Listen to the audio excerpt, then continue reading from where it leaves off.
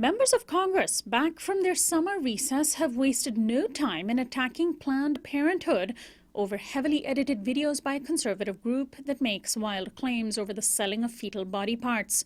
In a House Judiciary hearing yesterday, witnesses were invited to share testimonies on why the organization that provides reproductive health services to primarily poor women should get federal tax dollars for non-abortion related services. The title of the hearing said it all: examining the horrific abortion practices at the nation's largest abortion provider. Meanwhile, a Planned Parenthood clinic in Pullman, Washington was set on fire last Friday. Investigators concluded that the cause was arson. In an op-ed yesterday, the Sacramento Bee said, quote, "Given the months of hysteria, the violence was no surprise." The op-ed went on to say the conservatives who are leading this charge need to ask themselves who exactly is being served here. And that is a good question, one that I plan to pose to my guest, Emily Crockett. She is the federal policy reporter with rhrealitycheck.org. She attended yesterday's House Judiciary Committee hearing. Welcome to Uprising, Emily. Hi, thanks. Glad to be here. Now, what was this hearing like? I understand that no one from Planned Parenthood was actually asked to make their case? Yes, no one from Planned Parenthood was there. No one was also there from the Center for Medical Progress, which is the organization, the front group for anti-choice activists that released these videos against Planned Parenthood.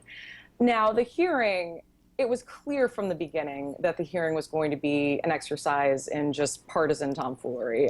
It was called, the title was Planned Parenthood Exposed, Examining the Horrific Abortion Practices at the nation's largest abortion provider. So you know from the outset how this is going to go.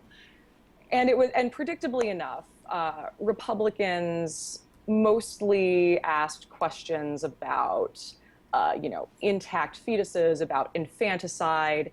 They railed about the immorality of abortion.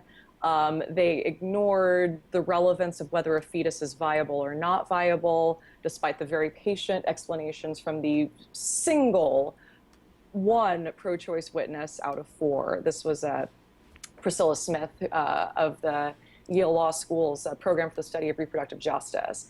The other three witnesses were longtime anti-choice advocates, one of whom was James Bopp, the National Right to Life Committee's general counsel. He also works for other groups like the Susan B. Anthony List. And the other two were so-called abortion survivors. These are women who claim that they were born after a botched abortion attempt, and so they have now devoted their lives to advocating against abortion.